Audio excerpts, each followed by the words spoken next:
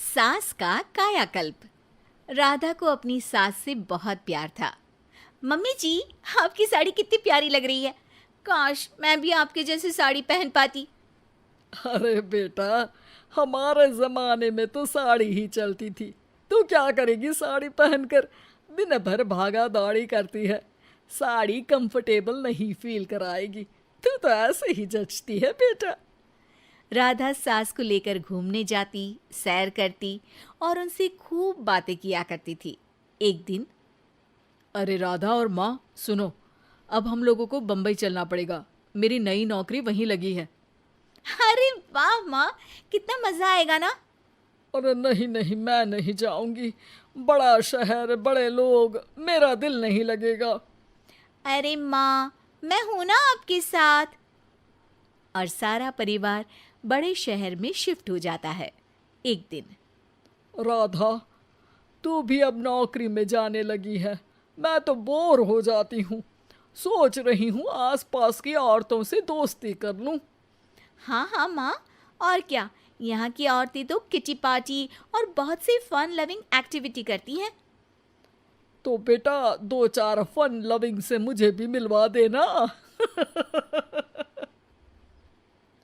बहू सास के साथ बाहर निकलती है तो देखती है कि सास की उम्र की जो औरतें टहल रही हैं, उनका पहनावा ओढ़ावा सास से बिल्कुल अलग है।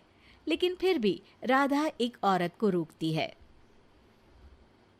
Hello aunty, how are you? Oh great darling. Aunty, हम लोग यहाँ नए शिफ्ट हुए हैं। ये मेरी मम्मी है। क्या ये कल से आप लोगों को ज्वाइन कर सकती हैं?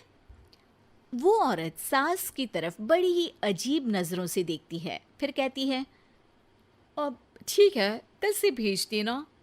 सास समझ जाती है कि उस औरत को वो ठीक नहीं लगी, लेकिन फिर भी वो कुछ नहीं बोलती। अगले दिन, अरे माँ, अच्छी सी साड़ी पहनकर तैयार होकर जाइए। आपको आपकी दोस्तों के पास जाना है ना। और नहीं नहीं, मैं सोच रही हूँ घर पर बैठकर टीवी देखूं। वैसे भी रामायण का नया एपिसोड आएगा। नहीं माँ, आप जाओ ना, लोगों से मिलो, बात करो, अच्छा लगेगा। ना चाहते हुए भी सास उन लोगों के पास जाती है, लेकिन सभी सास से बुरा व्यवहार करते हैं। सास मुंह लटकाकर घर आ जाती है। बहू समझ जाती है कि सास को कुछ हुआ है। वो रोज सास को पार्क में भेजती, लेकिन सास रोज मुंह लटकाकर वापस आ जाती। क्या हुआ माँ, आप बाहर जाकर खुश नहीं होती हैं? अरे बेटा, खुश तो हूँ लेकिन लेकिन क्या माँ, आपको तो लोगों से मिलना, बातें करना अच्छा लगता था। मैं देख रही हूँ कि आजकल आप बाहर से आती हैं तो परेशान सी दिखती हैं। सास कुछ नहीं कहती, अपने कमरे में चली जाती है। अगले दिन राधा चुपके से सास के पीछे पार्क में जाती है। हेलो, कैसे हैं आप लोग? एक औरत मुंह बनाकर साइड हो जाती है। सभी एक दूसरे से बात करती हैं, लेकिन राधा की सास साइड में चुपचाप अकेली बैठी रहती हैं। राधा घर आती है और सास के वापस आने का इंतजार करती है। सास मुंह लटकाकर घर आती है। अरे मम्मी जी, तब से इंतजार कर रही हूँ, जल्दी तैयार हो जाइए, मार्केट जाना है। राधा सास को लेकर बाजार जाती है और उन्हें कुछ मॉडर्न कपड़े दिलाती है। अगले दिन सास उन कपड़ों को पहनकर पार्क में जाती है। Oh my God, you are looking gorgeous. Beautiful top, कहाँ से लिया? हे, मेरे घर में कल किटी है, तुम जरूर आना। अजीब औरतें हो तुम लोग। मैं रोज आती थी तब तो तुम लोग सीधे मुंह बात भी नहीं करती थी। आज इन कपड़ों को देखकर तुम मुझे घर बुला रही हो। लेकिन सुनो, अब मुझे तुम लोगों से कोई बात नहीं करनी और ना ही दोस्ती करनी है। अरे तुम तो बुरा मान गई। वैसे दोस्ती नहीं करनी थी तो ये कायाकल्प क्यों किया? ये मेरी बहू ने किया है। मैं यहाँ सिर्फ ये देखने के लिए आई थी कि तुमको मुझसे समस्या है या मेरे कपड़ों से। कपड़े तो बदले जा सकते हैं। अच्छा चलो, जो भी हो, अब हम लोग तुम्हें अपने साथ रखने को तैयार हैं।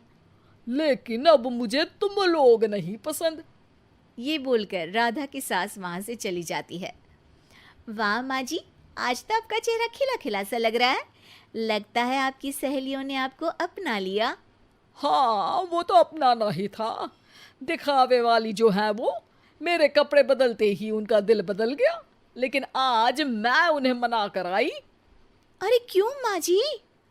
क्योंकि उन लोगों को मुझसे नहीं मेरे कपड़ों से दोस्ती करनी थी। वैसे मेरे पास तो तू है ना, मेरी प्यारी बहू, मुझे किसी की जरूरत नहीं है। अरे नहीं नहीं माँ जी, आप ऐसा क्यों सोच रही हैं? बेटा ये गलत भी तो नहीं है, जैसा देश वैसा भेष। क्यों? ठीक है ना माँ, अब जब ये हम लोगों का देश है तो क्यों ना हम यहाँ का भेष अपना ले। हाँ हाँ जरूर, मैं तो तैयार हूँ। समय के साथ खुद को बदलने में कोई बुराई नहीं है, लेकिन कहीं नकल के चक्कर में बंदर ना दिखने लगूं। खैर, बहू लग जाती है सास की कायाकल्प।